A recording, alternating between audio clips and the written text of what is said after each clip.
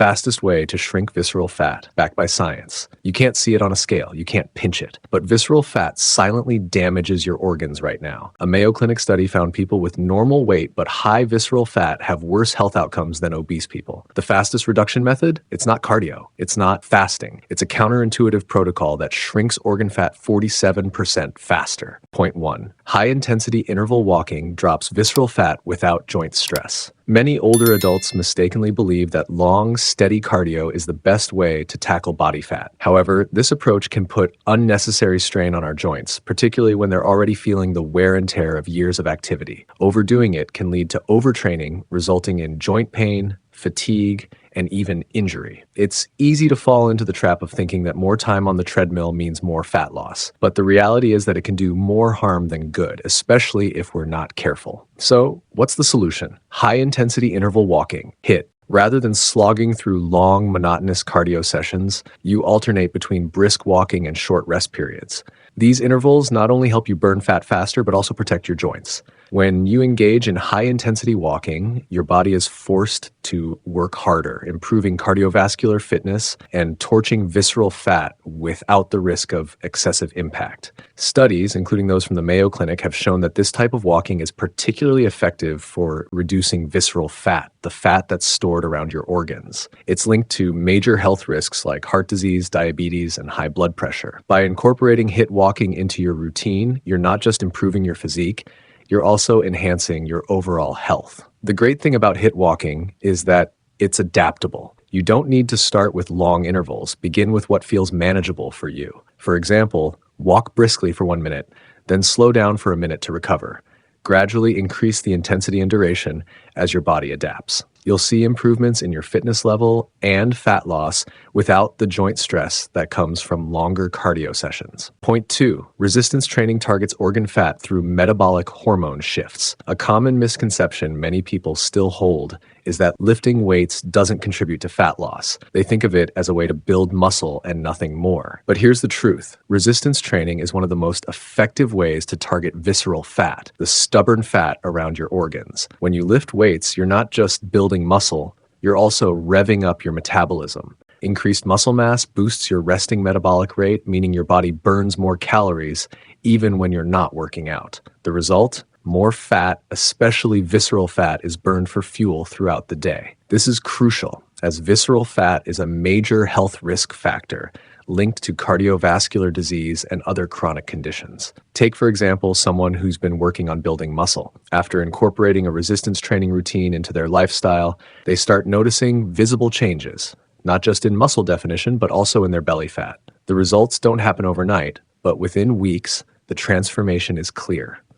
Their midsection starts to shrink, not just from the surface, but deep within, as visceral fat begins to decrease. Experts like the National Strength and Conditioning Association, NSCA, have consistently shown that resistance training is one of the most efficient ways to reduce fat. In fact, it's been proven that lifting weights helps regulate the hormones that control fat storage, directly targeting the visceral fat we want to get rid of.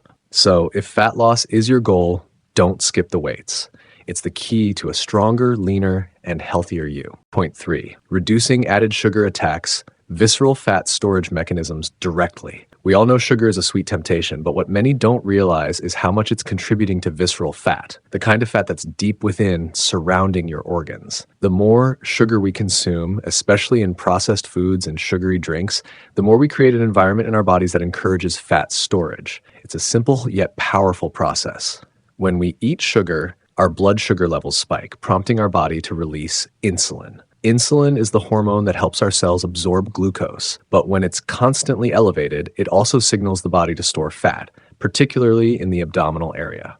Over time, this can lead to dangerous fat buildup around our organs, increasing our risk for heart disease and diabetes.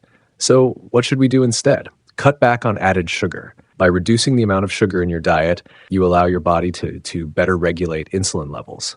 This, in turn, reduces fat storage, especially in those stubborn, health-risking areas like your belly. It's not about eliminating sugar entirely, but being mindful of where it's hidden, like in sugary drinks, snacks, and processed foods. Take a simple action, like cutting just one sugary drink a day. Whether it's soda, sweetened coffee, or juice, the effects of cutting back on these beverages are profound over time. You'll notice that your belly starts to slim down as your insulin levels stabilize and your body begins to burn fat instead of storing it. Making small changes like this isn't a quick fix, but the results will build gradually, helping you feel better, look leaner, and protect your long-term health. Point 4. Sleep quality determines cortisol levels that control belly fat accumulation. One of the most overlooked aspects of fat loss, especially when it comes to belly fat, is sleep. Most people don't realize that the quality of their sleep directly influences how much fat they store, particularly around the abdominal area. In fact, the connection between poor sleep and fat gain is more significant than many might think. What most people get wrong is assuming they can burn fat through exercise and diet alone without considering the crucial role sleep plays. Here's what happens. When you don't get enough restorative sleep, your body produces higher levels of cortisol, the stress hormone.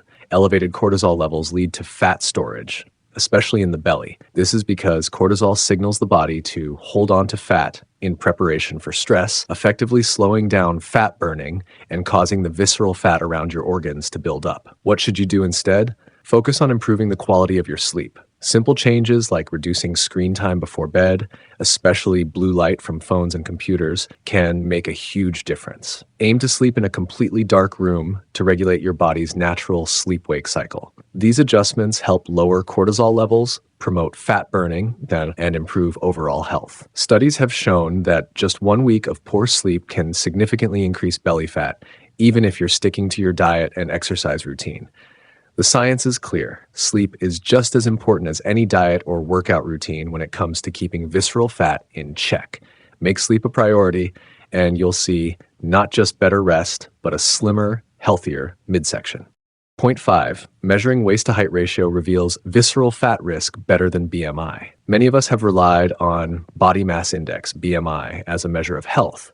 But here's something you might not know. BMI isn't the best tool for assessing visceral fat, the dangerous fat around your organs. The problem with BMI is that it only takes weight and height into account without considering where that weight is distributed. So even if your BMI is within the normal range, you could still have excess visceral fat that puts you at serious health risk. What should you do instead? Start measuring your waist-to-height ratio. This is a far more accurate indicator of visceral fat risk. The waist-to-height ratio compares the circumference of your waist to your height, and studies have shown it's a much better predictor of the fat stored around your organs. Visceral fat is strongly correlated with health issues like heart disease, diabetes, and metabolic syndrome. So knowing your waist-to-height ratio is key to understanding your true health. Here's how you can calculate it. Simply measure your waist at its narrowest point, usually just above the belly button, and divide that number by your height. Ideally, your waist-to-height ratio should be below 0.5. For example, if your waist is 32 inches and your height is 64 inches, your ratio would be 0.5, just on the threshold of being healthy. By tracking this simple measurement, you'll have a much clearer picture of your health and a better understanding of how much visceral fat you're carrying. This small change could make a huge difference in protecting your long-term health. Point 6. Visceral fat responds faster to lifestyle changes than subcutaneous fat. For many older adults, the common focus when it comes to weight loss is the calories in, calories out approach. While this is important, it often overlooks the nuances of fat loss, especially when it comes to the types of fat we're targeting. Visceral fat, the deep fat surrounding your organs, responds much more quickly to lifestyle changes than subcutaneous fat, the fat right under the skin. What should you do instead? Focus on a holistic approach that includes exercise, diet, and key lifestyle shifts. Visceral fat is more sensitive to these changes because it's more metabolically active and linked to hormonal responses. When you adjust your diet to reduce sugar and processed foods, incorporate strength training, and make healthier lifestyle choices, visceral fat can start shrinking much faster than the fat under the skin. A great example of this is how simply adjusting your eating habits can yield visible results. For instance, eliminating processed foods and cutting back on sugar while adding more whole foods like lean proteins, vegetables, and healthy fats can make a noticeable difference in a matter of weeks. Combine this with even just moderate exercise like brisk walking or light strength training, and you're likely to see your midsection start slimming down.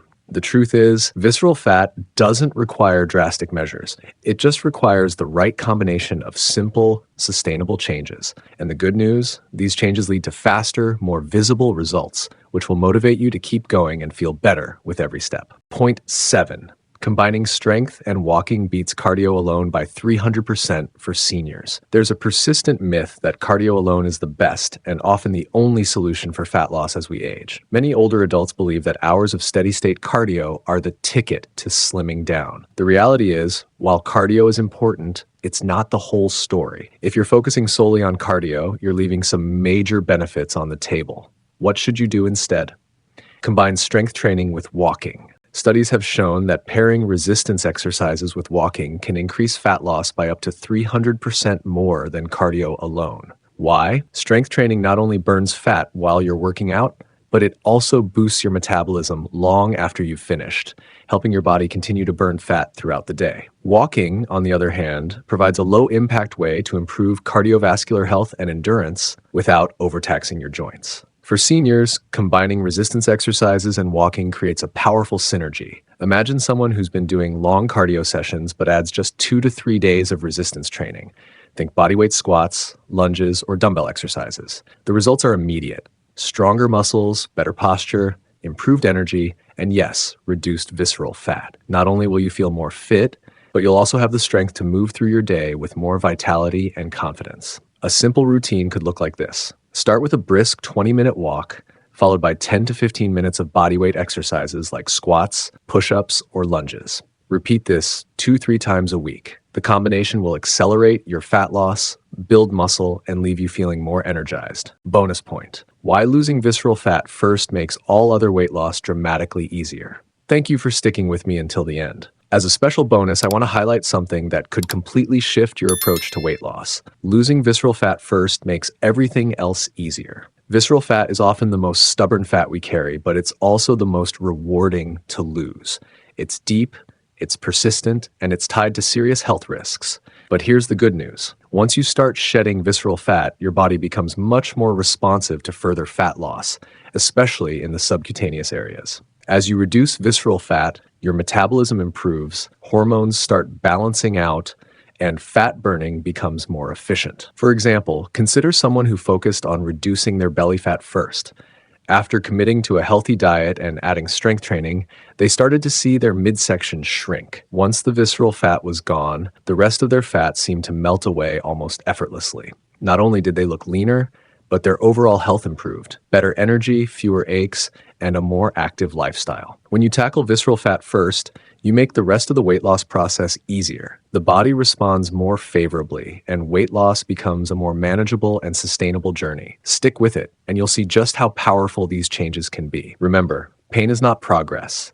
Always listen to your body and avoid pushing through discomfort. If you need support, don't hesitate to use a wall or chair for balance during exercises. And as always, consult your doctor or physical therapist before starting any new routine, especially if you have pre-existing conditions. Stay safe and take it slow.